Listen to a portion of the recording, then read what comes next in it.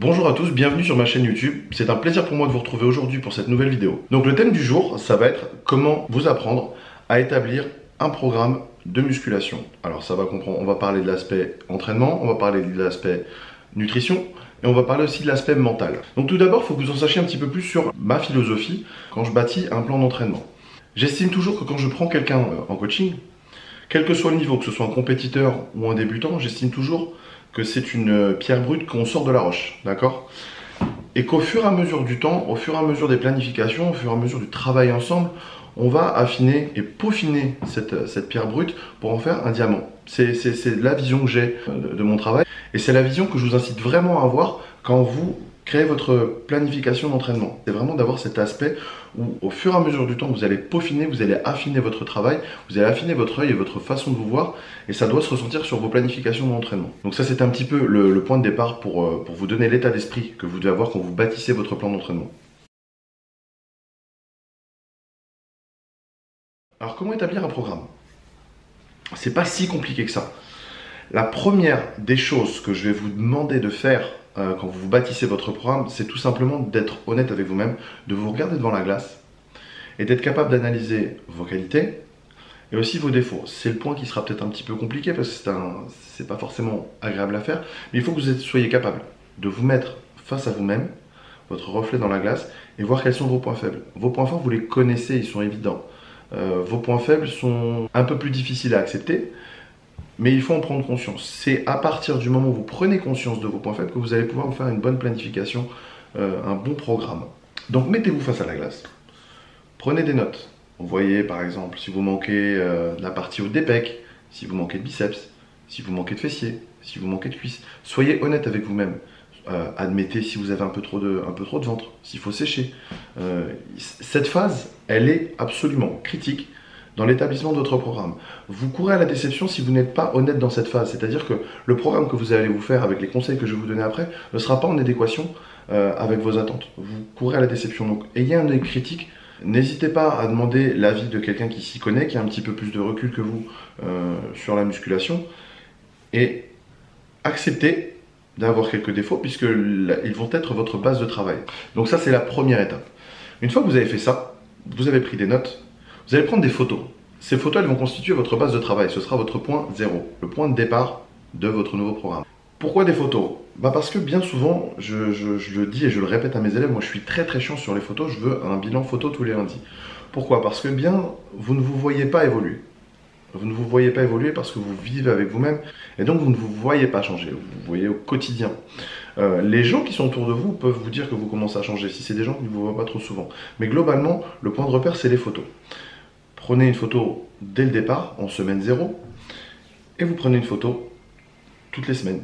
Juste une photo par semaine, vous prenez une photo de face, de dos et de côté. C'est tout ce que je vous demande, c'est tout ce que je vous conseille de faire. Prenez une photo toutes les semaines. Arrivé au premier mois, vous mettez la photo semaine 0 et vous mettez la photo semaine 4. L'une à côté de l'autre, d'accord? Et vous comparez. Si vous avez bien établi votre programme, vous verrez un changement qui commencera à être notable au bout de 4 semaines. Voilà pourquoi j'insiste vraiment sur l'aspect photo. Avant même de parler d'établir votre programme, ça, c'est les bases préalables avant l'établissement d'un programme.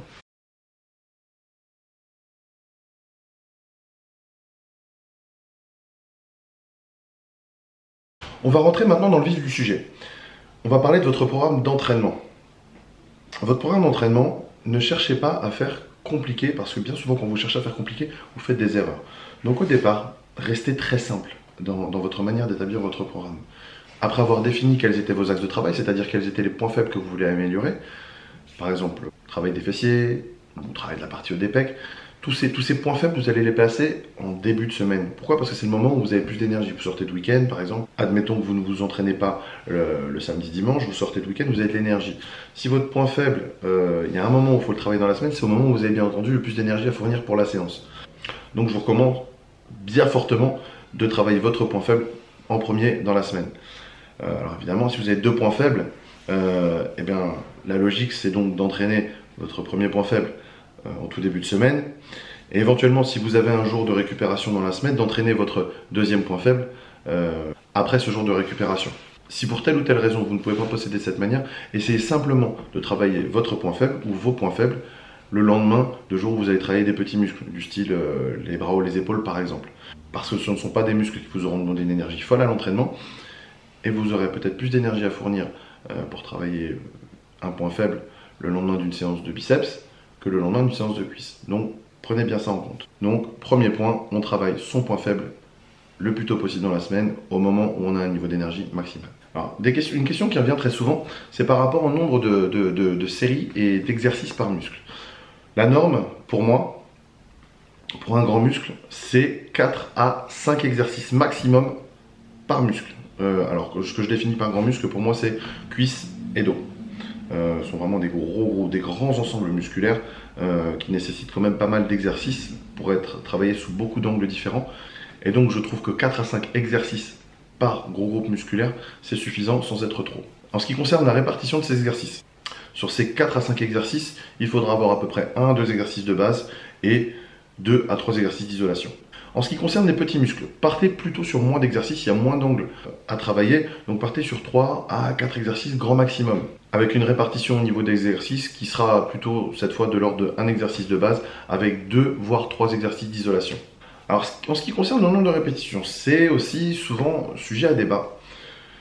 Avec le recul, je trouve que la fourchette de 10 répétitions n'est pas mal. Je trouve que c'est un bon compromis entre un travail qui peut parfois être un petit peu lourd, du style des séries de 6 à 8 reps, et un travail sur la congestion de 12 à 15 reps. Je trouve que la fourchette de 10 répétitions va non seulement vous aider à travailler un minimum lourd, donc vous donner un stimuli suffisant pour déclencher la croissance musculaire, mais en même temps vous apporter cette sensation de congestion qui est en même temps très recherchée lorsqu'on s'entraîne. Donc je trouve que la fourchette de 10 répétitions, lorsqu'on arrive bien entendu à l'échec ou quasi-échec à la 10e répétition, c'est-à-dire que quand je vous dis 10 répétitions, c'est une charge que vous pouvez manipuler 10 à 11 fois, et non pas plus, eh bien cette fourchette de répétition, je trouve qu'au niveau résultat, au niveau sensation, on s'y retrouve bien. Donc en ce qui me concerne, je vous conseille de partir sur des séries de 10 répétitions. Alors attention, c'est un point important que je dois soulever.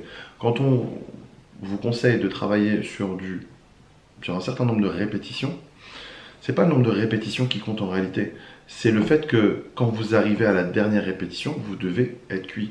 C'est-à-dire que si vous faites une série par exemple de 10 répétitions avec une charge qu'en réalité vous pouvez manipuler 20 fois, vous n'aurez aucun résultat, aucun intérêt. Donc vraiment, quand je vous conseille 10 répétitions, prenez une charge que vous êtes capable de manipuler 10, 11 fois, pas plus. C'est là où l'intensité est suffisante pour déclencher la croissance musculaire.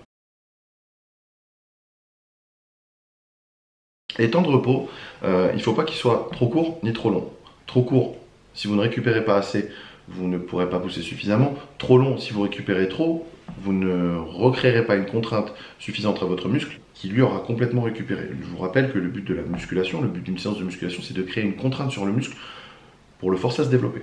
Donc on part sur des temps de repos qui seront à peu près de 1 minute 30 à 2 minutes pour les exercices les plus éprouvants du style squat au soulevé de terre. Ceux qui font souvent du squat savent que des fois 1 minute 30 pour récupérer d'une bonne série de squats, c'est un peu juste parce que c'est un exercice aussi qui est très cardio et il faut un petit peu plus de temps que ça pour récupérer. Donc 2 minutes maximum. Soyez hyper vigilants sur les temps de repos. Quand on vous dit 1 minute 30 à 2 minutes de repos, c'est pas 20 minutes de temps de repos à discuter entre deux séries. Ça n'a aucun intérêt. Si vous prenez réellement 20 minutes de temps de repos, et je le dis parce que je l'ai vu, entre deux séries, réellement autant rester chez vous, ne pas venir à la salle. Si vous voulez du résultat, il faut que vous ayez une contrainte, et la contrainte se fera aussi en respectant des temps de repos qui ne sont pas trop longs. Donc important, pensez à respecter 1 minute 30 à 2 minutes de repos.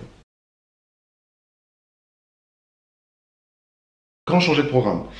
En général, je fais changer mes élèves de programme toutes les 4 à 6 semaines. Au-delà, on trouve qu'il y a un petit peu moins d'efficacité, le corps s'habitue, il y a beaucoup moins de sensations d'entraînement, le corps se développe moins. Donc en général, je fais changer les routines d'entraînement toutes les 4 à 6 semaines. Donc au bout de 6 semaines, vous allez avoir deux options. Soit vous changez complètement votre planification d'entraînement, soit vous pourrez rester sur une planification similaire, mais vous y ajoutez tout simplement des exercices d'intensification. Alors qu'est-ce que c'est des exercices d'intensification? Ça peut être du drop set, ça peut être du rest pause, du dégressif. Voilà quelques-unes des techniques d'intensification que vous allez pouvoir apporter à votre entraînement si vous décidez de ne pas changer de planif et de rester sur des exercices qui vous plaisent et qui semblent vous convenir. Bien entendu, avant de changer de programme, pensez à refaire des photos, voir si ce que vous avez commencé à faire fonctionne. Au bout de 6 semaines, vous devriez avoir déjà des changements aussi minimes soient-ils vous devriez quand même avoir un minimum de changement sur vos points faibles. Donc voyez si ce que vous faites marche. Si ce que vous faites ne marche pas, il est temps donc d'ajouter soit de l'intensification, soit de changer de planification, changer complètement d'exercice. Cardio ou pas? Alors pour moi, c'est une question qui ne se pose pas, parce que pour moi, le cardio doit toujours faire partie de votre planification d'entraînement, à quelques degrés que ce soit. C'est-à-dire que même si vous devez avoir 10 à 15 minutes à intensité très modérée à la fin de votre entraînement, parce que vous avez un métabolisme très rapide et que vous brûlez très vite, pour moi, il est absolument nécessaire que vous travaillez sur votre cœur. Le seul moyen de travailler sur votre cœur, c'est d'avoir des exercices cardio au cours de votre séance. Donc cardio ou pas, je dis oui à 100% cardio. Beaucoup de gens vont vous dire que la muscu c'est suffisant pour faire travailler le cœur. Non, la muscu c'est des efforts, certes très intenses, mais sur de très courtes durées. Ça ne va pas vous faire travailler le foncier comme de l'elliptique ou autre machine. Cardio vont vous faire travailler. Donc vous devez impérativement faire un minimum de cardio. C'est toujours à vous aussi d'ajuster votre cardio selon vos ambitions de départ. Et selon surtout votre évolution. C'est-à-dire que si votre ambition de départ c'est de perdre votre ventre et de paraître plus sec, bien entendu il faut du cardio. Le temps de cardio que vous allez faire va en réalité dépendre de votre objectif de départ. Si votre objectif de départ est séché, il est évident que vous allez passer à peu près 30 minutes, au moins 3 fois par semaine sur le cardio. Si votre objectif de départ est de rester bien en super forme, vous avez un métabolisme qui est rapide, bien entendu, là, vous ajusterez, peut-être que vous ne ferez que 2 à 3 fois 15 minutes de cardio par semaine. Mais je trouve qu'il est absolument nécessaire d'en mettre, toujours dans le but d'être un athlète le plus complet possible et de limiter de toute façon la prise de masse grasse, qui n'est pas du tout ce que vous recherchez, sauf exception.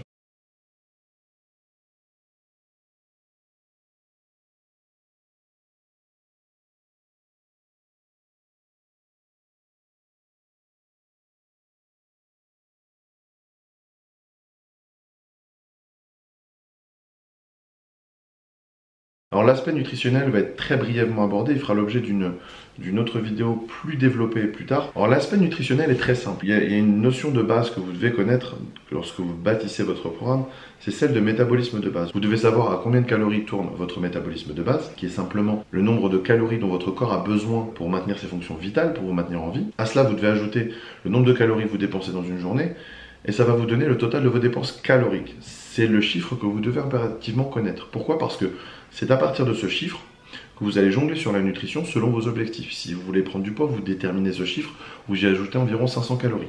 Si vous voulez perdre du poids, vous déterminez toujours ce chiffre, mais vous y enlevez environ 500 calories. Et si simplement vous voulez maintenir votre poids de corps, vous basez vos calories sur ce chiffre. Alors une méthode très simple et fréquemment utilisée pour le calcul du métabolisme de base, c'est la méthode Harris-Benedict. Le choix des aliments, lui, est très simple. On reste toujours très simple en termes de nutrition. On va choisir, en termes de protéines, des protéines d'origine animale, particulièrement de la viande blanche, très maigre, du poisson, des œufs. On va pouvoir ajouter aussi un petit peu de protéines en poudre en tant que complément alimentaire.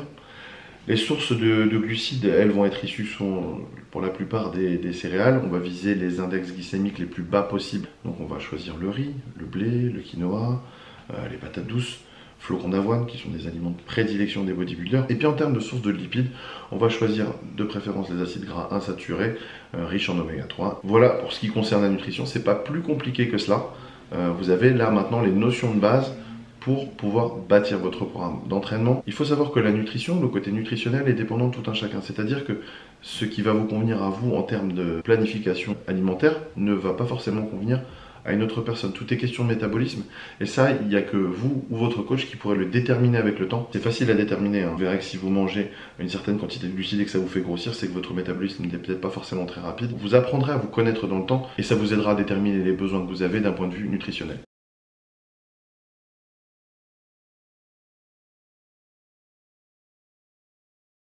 Et enfin, dernier point, mais qui n'est pas des moindres, et auquel on ne pense pas forcément au départ quand on se bâtit une routine d'entraînement, c'est l'aspect mental.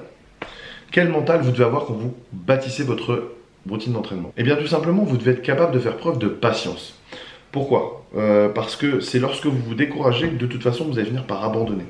Soyez patient, les changements physiques ne se font pas en un jour. Si vous faites les choses bien, vous allez avoir du résultat en 8, 12 semaines.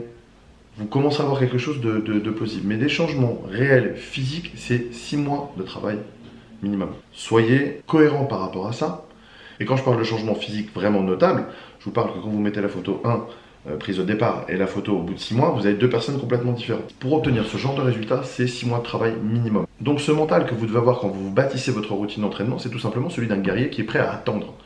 Vous allez livrer un combat face à des choses qui ne vous plaisent pas, que vous voulez voir changer, et vous devez aborder cette attitude mentale de guerrier, mais aussi développer une certaine patience.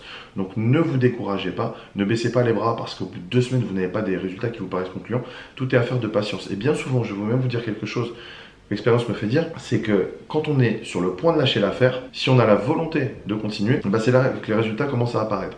Et ça c'est véridique, dans 100% des cas, quand les gens sont sur le point d'abandonner, il faut les forcer à continuer, forcez-vous à continuer, et vous verrez que quelques semaines après, les résultats vont apparaître, et c'est juste magique.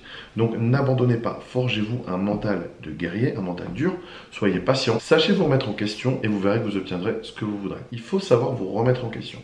Si vous vous êtes établi une routine d'entraînement, qu'au bout de 2 mois, vous ne voyez aucun changement, revoyez votre stratégie. Alors, soit vous n'avez pas été objectif au départ en termes d'évaluation physique, soit vous n'avez pas été objectif au départ en termes d'évaluation du temps qu'il va vous falloir pour corriger ces défauts qui ne vous plaisent pas. Dans tous les cas, sachez aussi vous remettre en question. Voilà, c'est tout pour aujourd'hui. J'espère que cette vidéo vous a plu. N'hésitez pas à me suivre sur les réseaux sociaux, notamment sur Instagram, BigKcoach. N'hésitez pas à me suivre aussi sur mon site où vous pourrez voir toute mon actu et les articles que j'écris, www.bigkcoaching.com. Je vous dis à très bientôt pour une nouvelle vidéo.